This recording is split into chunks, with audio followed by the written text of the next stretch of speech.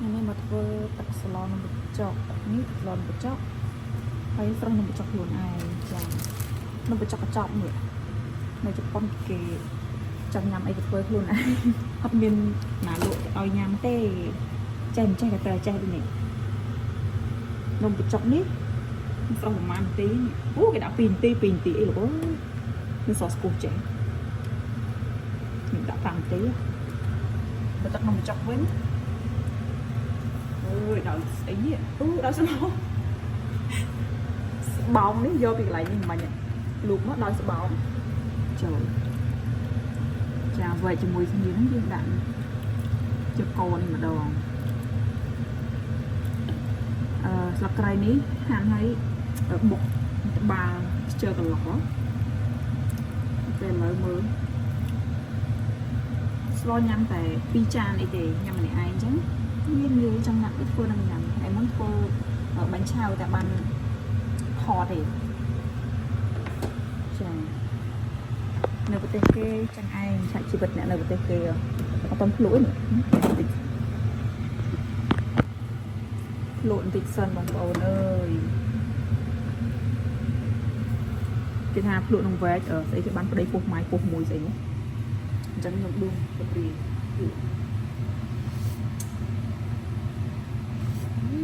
ឆ្ងាញ់បងប្អូនអើយឈ្ងុយលក្រៃហើយឈ្ងុយប្រហុកស្លបើបានចាស់ប្រហុកឆ្ងាញ់ហ្មងអត់បានចាស់ប្រហុកអត់ឆ្ងាញ់ទេតើបើដាក់ចាស់ប្រហុកចឹងប្រហុកឡើងចាស់ដិតឈ្ងុយហ្មងឆ្ងាញ់តិចស្គរស្គរតិចលួចបន្តិចទៅប៉ុណ្ណឹងបានចាប៉ុណ្ណឹងឆ្ងាញ់បងហើយនេះដល់បានបិទហ្គាសវាទឹកស្លនវាឆ្អិនចាទឹកស្លនឆ្អិនបាន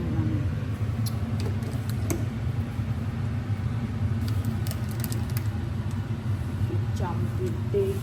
យើងយកយកទៅច្រៃនេះយកដាក់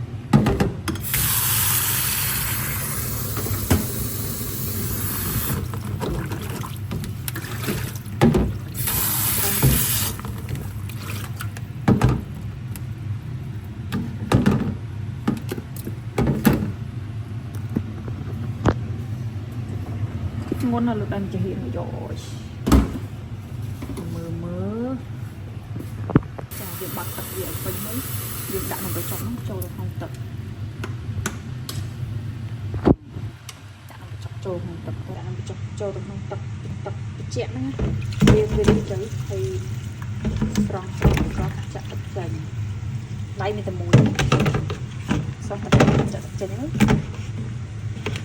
ប៉ុណ្ណឹងយើងធ្វើតអស់រួច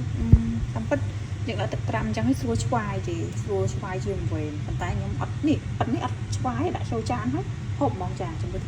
រៀបចំដាក់ហូបឲ្យមើលយើងដាក់បន្លែដាក់អីហើយយើងដាក់នំបញ្ចុកចូលទៅហ្នឹងហើយនំបញ្ចុកមូលហេតុអត់យើងអីគេឆ្វាយវាជាងវិញហ្នឹងសារតែអញ្ចឹងដាក់ចូលភ្លាមៗនៅឆ្វាយបាច់បោរអីទៀតដាក់ចូលហ្នឹងទៅអាពេលនៅសល់ចាំឆ្វាយឲ្យមើលទៅឃើញសកម្មភាពឬក៏យើងចាំឆ្វាយទទួលប្តីយើងក៏បានដែរតែខ្ញុំគ្មានប្តីគ្មានស្អីអីដាក់តែអញ្ចឹងទៅមើលមិនបានហូបឲ្យឆ្វាយរអីដាក់ទាំងអស់ហ្មងទុកទៅអីចាចិត្តយើងស្រូបទឹកសឡញ៉ាំឲ្យមើលហ្មងទឹកសឡយើងហើយស្រូបហើយឥឡូវម្ទេសក៏ដាក់ហើយដែរកូរច្បល់រួចហើយនៅតែញ៉ាំទេមកខ្ញុំភ្លក់ស្នាដៃខ្លួនឯងហើយខ្ញុំឲ្យបន្ទុក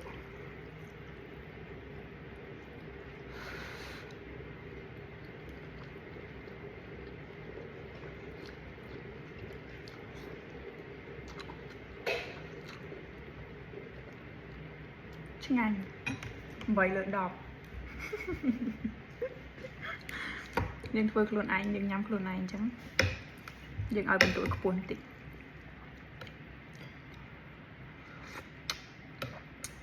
ឆ្ងាញ់ណាស់ហឹរតិច ហើយឈ្ងុយលក្ខីស្រស់ៗទៀត